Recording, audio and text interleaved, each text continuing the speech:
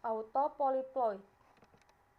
Autopolyploid dihasilkan ketika terjadi kesalahan dalam meiosis atau mitosis yang menghasilkan kelebihan kromosom yang berasal dari satu spesies. Contoh kesalahan dalam meiosis dan mitosis adalah gagal berpisah. Gagal berpisah dalam mitosis dengan embrio awal 2N akan menghasilkan jumlah kromosom menjadi 2 kali lipat dan menghasilkan sebuah autotetraploid. Induk diploid 2N bereplikasi menjadi 4N, namun gagal berpisah pada tahap anafase yang seharusnya menjadi 2N dan 2N, namun tetap bersatu sehingga dihasilkan autotetraploid. Sebuah autotriploid dapat terjadi ketika gagal berpisah dalam proses meiosis, menghasilkan gamet diploid yang kemudian berfusi dengan gamet haploid normal yang menghasilkan zigot yang tergolong triploid. Triploid juga dapat muncul dari persilangan antara sebuah autotetraploid yang menghasilkan gamet 2N dan sebuah diploid yang menghasilkan gamet 1N. Semua kromosom set di autopolyploid berasal dari spesies yang sama. Mereka disebut homolog dan mencoba untuk mensejajarkan di profase 1 dalam meiosis yang biasanya menghasilkan individu yang steril. Perhatikan proses meiosis pada autotriploid. Sebuah sel diploid di dalam proses meiosis, 2 kromosom homolog berpasangan dan sejajar. Tapi, dalam autotriploid, 3 homolog yang akan dihasilkan. Salah satu dari 3 kromosom homolog mungkin akan gagal mensejajarkan dengan 2 lainnya, dan kromosom yang gagal mensejajarkan akan bersegresi secara acak.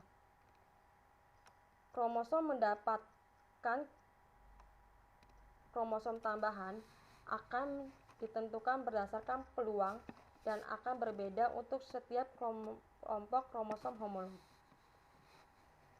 Gamet yang dihasilkan akan memiliki 2 salinan dari beberapa kromosom dan gamet lainnya menerima 1 salinan dari kromosom. Kadang-kadang kehadiran sebuah kromosom ketiga akan mengganggu pensejajaran yang normal. Ketiga kromosom akan bersegresi bersama sehingga gamet yang pertama akan menerima ketiga salinan kromosom dan gamet lainnya tidak menerima salinan kromosom.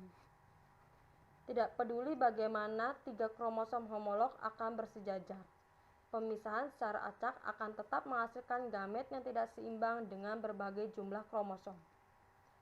Gamet yang diproduksi oleh meiosis dalam autotriploid tersebut mungkin dapat menghasilkan 2 salinan dari kromosom 1, 1 salinan dari kromosom 2, 3 salinan dari kromosom 3, dan tidak ada salinan dari kromosom 4. Ketiga gamet tidak seimbang berfusi dengan gamet normal atau dengan gamet yang tidak seimbang lainnya akan menghasilkan zigot dengan dosis yang tidak seimbang.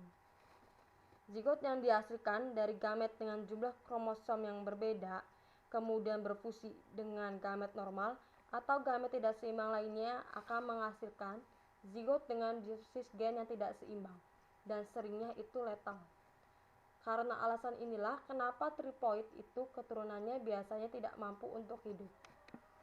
Bagaimanapun, kalau autopolyploid pada jumlah yang genap, misalnya autotetraploid 4N, mungkin bisa saja menghasilkan kromosom yang homolog untuk berpasangan dan membelah secara rata. Tetapi, hal seperti itu jarang terjadi. Tetap akan menghasilkan gamet yang tidak seimbang. Sterilitas yang biasanya menyertai autopolyploid telah dimanfaatkan dalam pertanian. Misalnya, pisang yang diploid 2N sama dengan 22 itu akan menghasilkan biji yang keras dan tidak dapat dimakan. Sedangkan pisang triploid 3N sama dengan 33 yang steril ini akan menghasilkan pisang tanpa biji. Pisang inilah yang dijual secara komersial. Sama halnya dengan semangka triploid tanpa biji yang telah diciptakan dan banyak terjual.